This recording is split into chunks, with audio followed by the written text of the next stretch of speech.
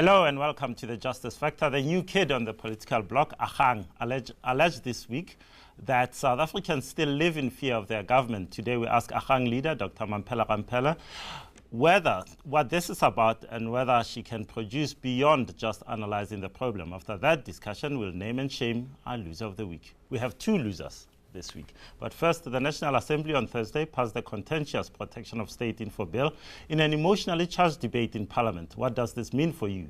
My guest to discuss this is Raymond Lowe, Deputy Chair of the Media Freedom Committee of the South African National Editors Forum.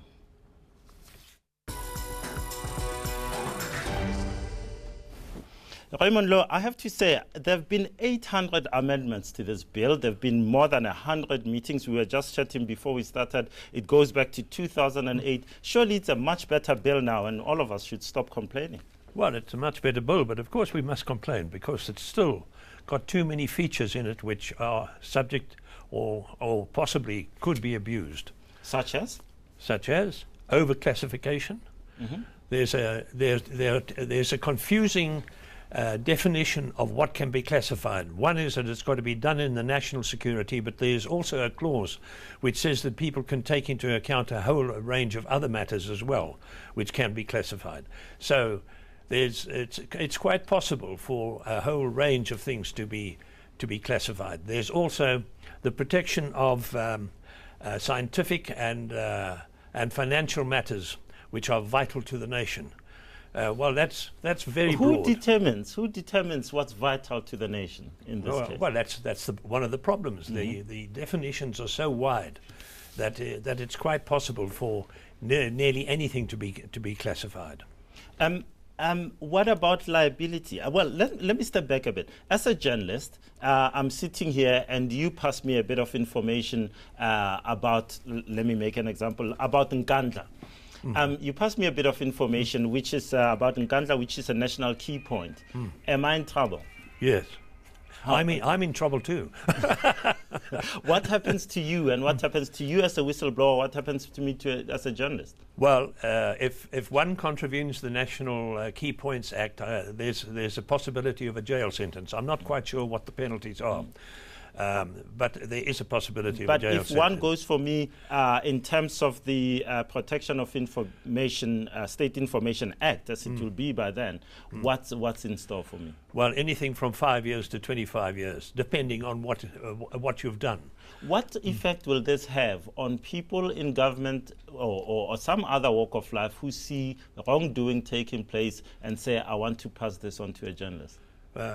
Well, if they do that, there are two people who are in trouble: the person who passes it on to the journalist and the journalist, because what the journalist is supposed to do, according to the Protection of State Information Act or Bill, is to hand it over to the police or to the secret, the intelligence agency, or some other authority, the ministry, for instance, which classified the information.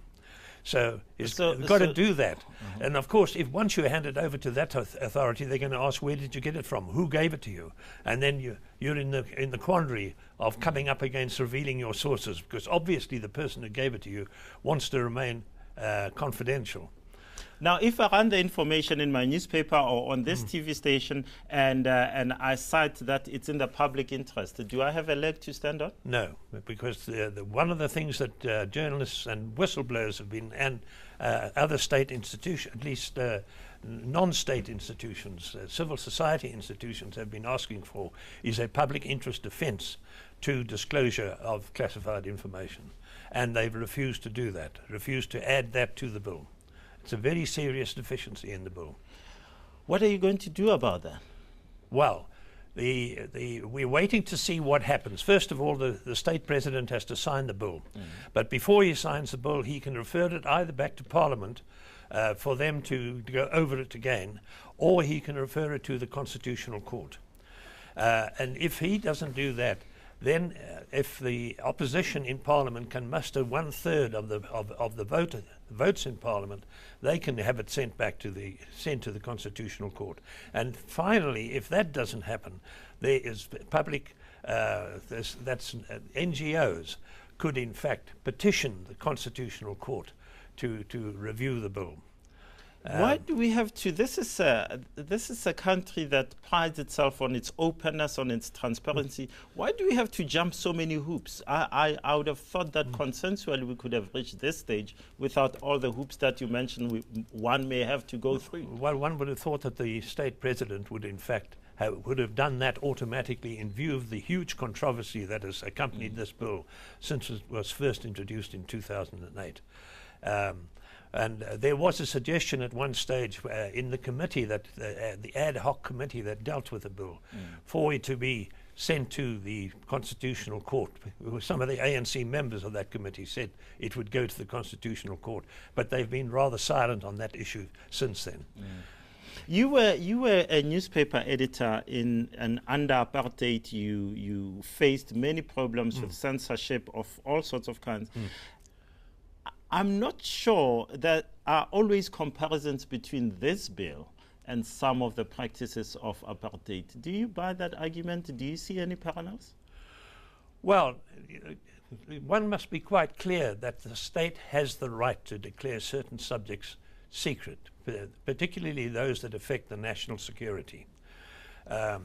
And there are certain other aspects. For instance, in diplomatic relations with various countries, there would be occasions when certain types of information of our relations with other countries should be maintained, have a secrecy surrounding it.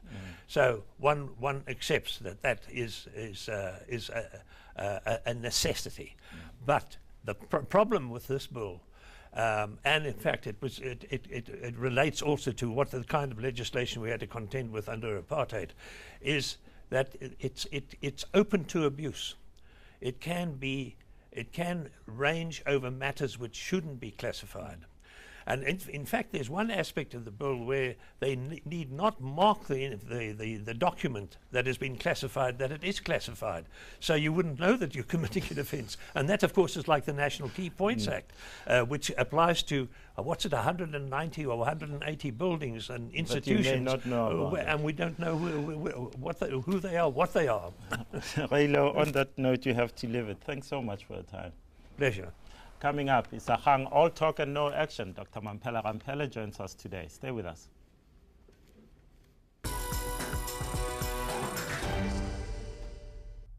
News that moves. ENCA.com.